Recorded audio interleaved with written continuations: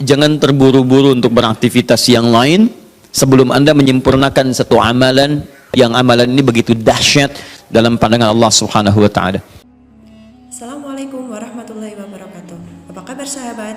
Keluarga Islam ingin menghimbau, daripada kolom komentar digunakan untuk mencela dan menjadi dosa jariah, lebih baik gunakan komentar untuk menuliskan doa Anda. Dan mari kita aminkan bersama. Karena doa yang diaminkan bersama, insya Allah lebih besar peluangnya dikabulkan Allah Subhanahu wa taala. Dukung terus perjuangan keluarga Islam dengan cara klik like, subscribe, serta aktifkan tombol loncengnya. Dan mari kita perjuangkan agama kita, karena Anda orang Islam juga kan? Selamat menonton.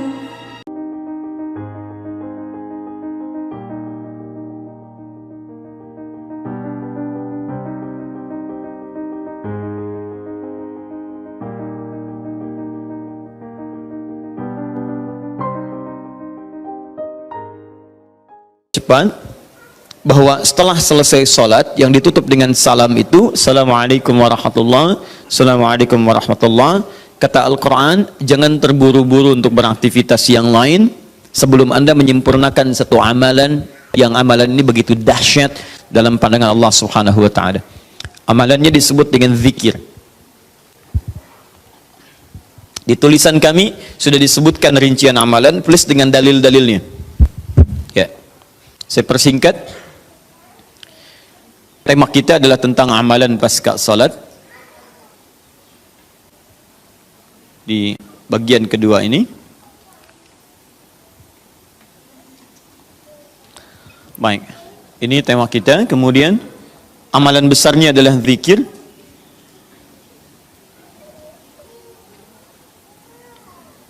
Dalilnya di Quran surah keempat An-Nisa ayat 103. Ini tema besar kita. فَإِذَا قَضَيْتُمُ الصَّلَاةَ فَاذْكُرُوا اللَّهَ. Fokus. Maka jika Anda telah tuntas mengerjakan salat, segeralah berzikir kepada Allah Subhanahu wa taala. Ingat, amalan pasca salat yang diutamakan apa? Zikir. Saya mau tunjukkan pada Anda satu hal yang sangat mendesak. Kenapa amalan ini begitu sangat ditekankan oleh Al-Quran? Bahkan saking ditekatkannya, kata Allah, perhatikan kalimatnya, qiyaman, baik itu sambil berdiri, wa qu'udan, ataupun Anda punya kesempatan lebih lenggang duduk, wa 'ala junubikum, atau bahkan dalam keadaan Anda sedang payah pun untuk duduk atau bahkan berdiri, boleh sambil berbaring.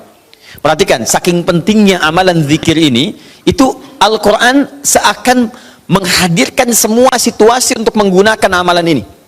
Ya, bukan tidak ingin menoleransi, tapi ada sesuatu yang penting di sini.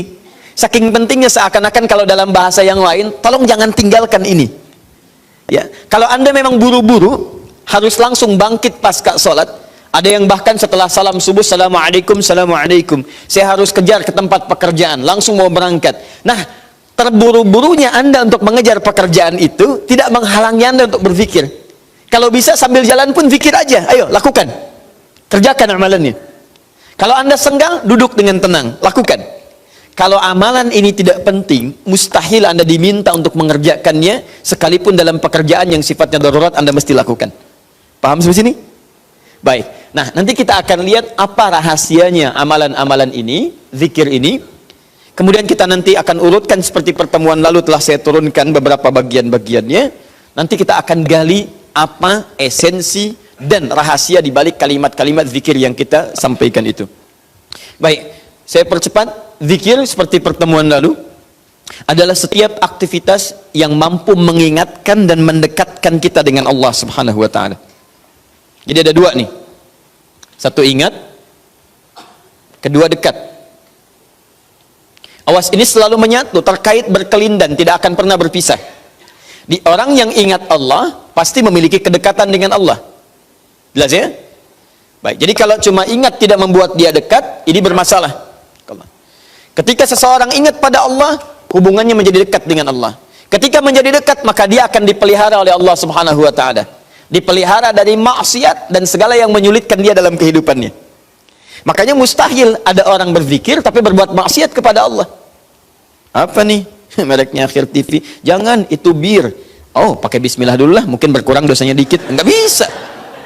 Jadi tidak akan bersanding taat dengan maksiat. Anda ingat Allah, mustahil berbuat maksiat. Ya, maaf, seorang karyawan yang ingat Allah tidak akan bermaksiat dalam pekerjaannya. Seorang ibu istri yang ingat Allah tidak akan bermaksiat dalam rumah tangganya. Seorang anak yang ingat Allah tidak akan pernah bermaksiat dalam kehidupannya. Maka dari itu, nanti kita akan lihat puncak zikir, apakah hanya dalam pasca sholat saja atau dalam aktivitas yang lainnya. Maka yang pertama, ini akan membantu mengingatkan dia kepada Allah. Yang kedua, membuat hubungannya dekat dengan Allah Subhanahu wa taala. Nah, amalan ini ada setidaknya 6-7 amalan. Hari ini saya janjikan untuk mengurutkan amalan-amalan ini. Ya, saya ingin tes dulu apakah Bapak Ibu masih ingat atau tidak. Satu apa? Istighfar. Istighfar. Saya tuliskan satu, istighfar. Apa dalilnya? Cepat saja, kalau tidak tahu katakan apa? Allahu a'lam. Baik, masih ingat? Saya sebutkan kemarin hadis Nabi di riwayat Muslim hadis 591. Masih ingat? Baik, ini ada istighfar.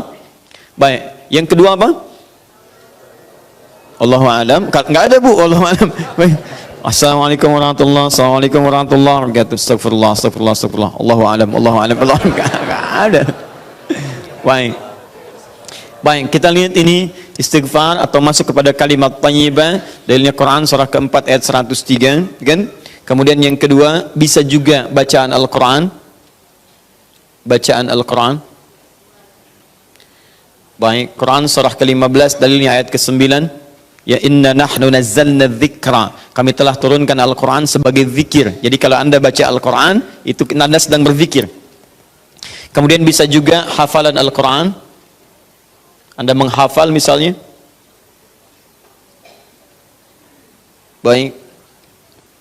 Misal Anda tidak membaca, tapi selesai sholat Anda membacakan ayat-ayat Quran sebagai hafalan. Ada ayat kursi misalnya, ada 3 surah yang terakhir, ada kemudian ayat pertama sampai 5 misalnya, Al-Baqarah, ya ada ayat-ayat yang lainnya, hafalan misalnya. Begitu Anda bacakan, Anda sedang berzikir.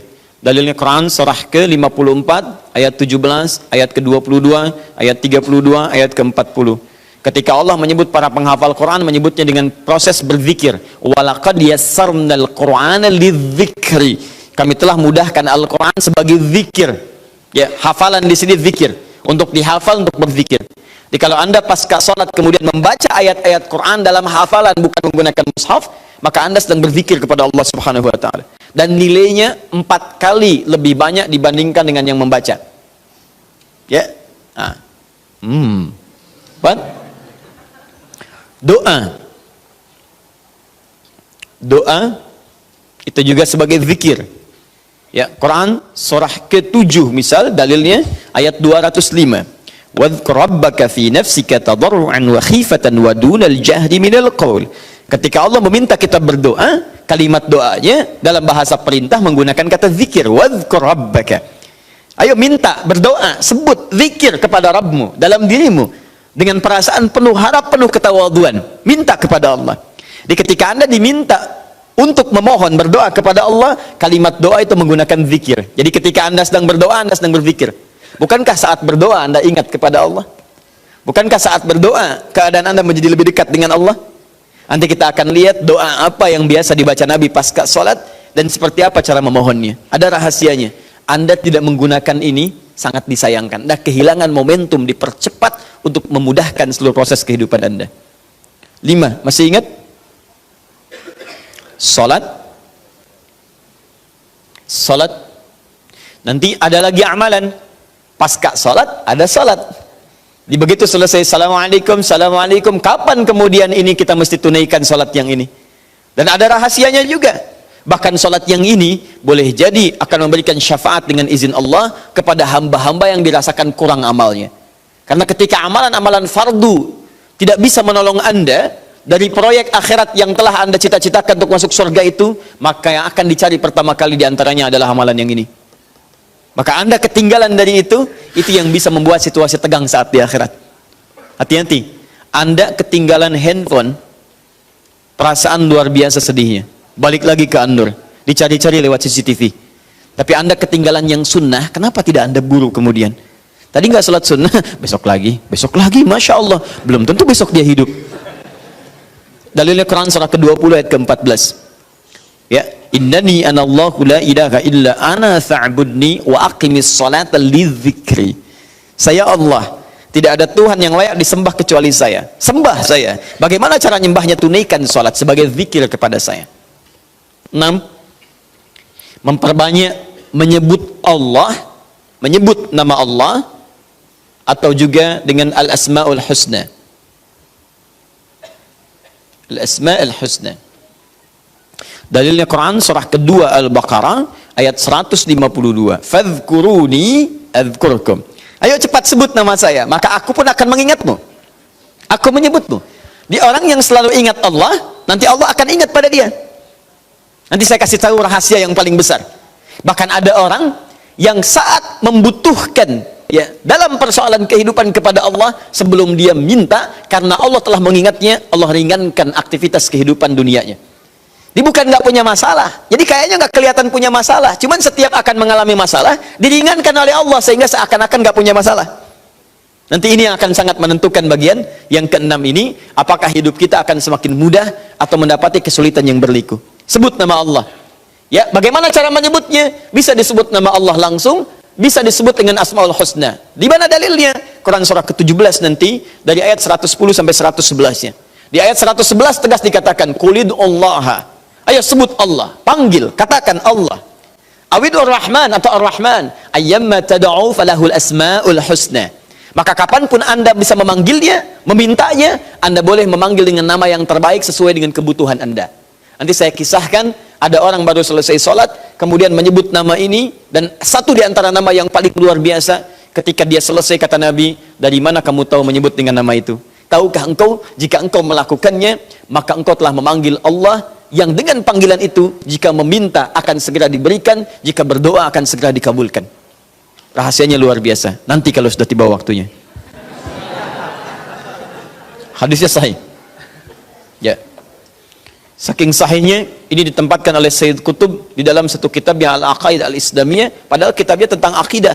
Ketika membahas tentang asma wa sifat, nama-nama Allah Subhanahu wa taala. Hadis ini dimasukkan, padahal hadis ini amalan tentang amalan pasca salat.